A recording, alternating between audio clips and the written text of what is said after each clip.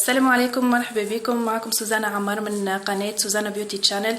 ان شاء الله تكونوا مستفيدين من الفيديو اللي باقي نهبط فيهم. ان شاء الله تكونوا مستفيدين من الوصفات. حبيت في رمضان يكون فما تنوع في البرنامج.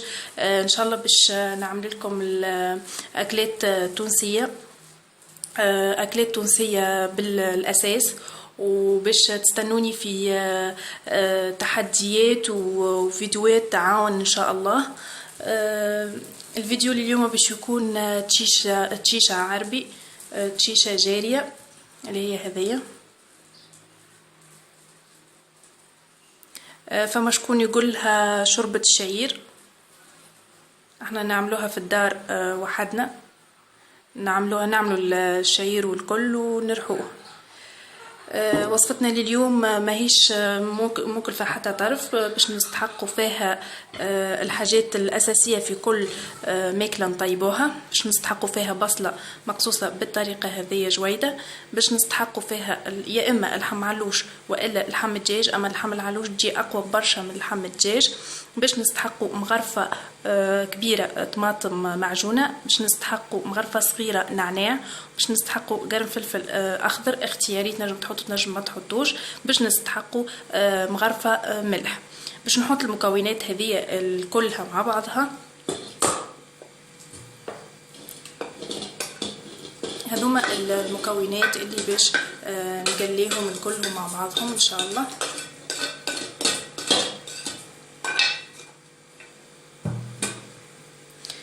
باش نستحق الفنجان زيت، نجم تعمل بزيت الزيتونات، نجم تعمل بزيت الحاكم العادي. باش نحط المكونات هذه الكل على النار تتقلى شويه، وبعديك نوري لكم المرحله اللي بعدها. وتوا البنات بعد ما قليت البصله والطماطم واللحم، المكونات اللي وريتها لكم قليتها شويه في الزيت. باش نزيد المكونات نتاعي هذوما اللي هي مغرفه صغيره كركم، مغرفه عاديه فلفل زينه، مغرفه عاديه تبل وكرويه، ومغرفه من الثوم المهرس.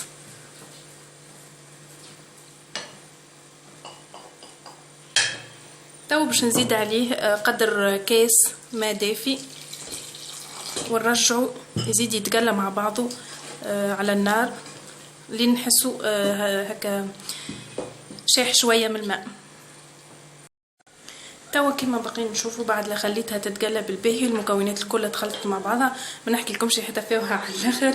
باش نحط التشيشه العربي نتاعنا، تشيشة الشعير، كيس ماهوش معبي كيما باقيين تشوفوا، على خاطر التشيشه من خاصيتها انها تتضاعف، وانا عامله لهنا الشخصين هو شخصين ثلاثه ما اكثرش. هذاك علاش نحط معاه هذايا، وش نزيدوا شويه ماء مش برشا، شويه هكا، باش نخليه يغلي مع بعضه. المكونات هذه كلها تغلي مع بعضها، ومن بعد باش نمرقها وباش نوري لكم ان شاء الله كيفاش بالضبط. تو البنات كيما باقين تشوفوا انا بعد لا قليتها في المكونات اللي حطيتهم الكل، كيما تشوفوا تضاعف الحجم نتاعها. تو باش نزيدها الماء الدافي، نزيدها إطرة غير ربع، ونخليها على النار. ماذا بينا تكون نار هاديه ماهيش نار قويه برشا. وكيف قريب الطيب نحط عليها المعدنوس. هذيا انا حطيت الكليم، فما شكون يحب اكثر فما شكون يحب اقل، كل واحد وشنو يحب. ان شاء الله ما بقى كان نوري لكم الطبق النهائي كيفاش قدمته.